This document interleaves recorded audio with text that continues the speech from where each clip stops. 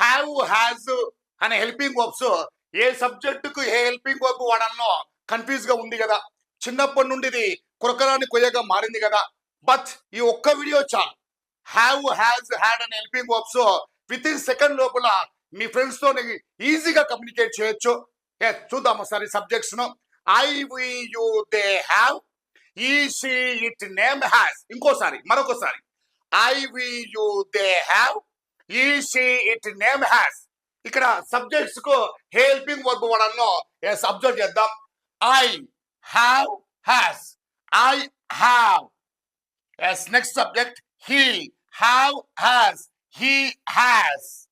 Next subject they have has, they have.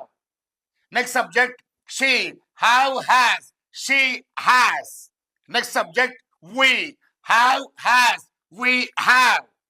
Next subject it have has, okay, it has. అదే విధంగా పేరు తీసుకోండి.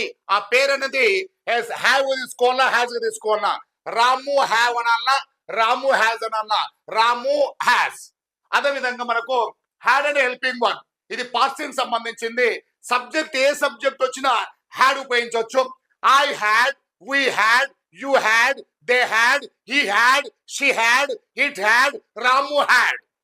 ఈ విధంగా మనకు సబ్జెక్ట్ ఏదొచ్చినా ఇక్కడ హ్యాడ్ వాడొచ్చు. అదే విధంగా మీకు కామెంట్ బాక్స్ లో యు అనే సబ్జెక్ట్ కు హ్యావ్ ఉపయోగించాలన్నా, హ్యాజ్ ఉపయోగించాలన్నా కామెంట్ బాక్స్ లో మీ ఆన్సర్ తెలియజేయండి. For more interesting videos download Chari's English Academy from Google Play store.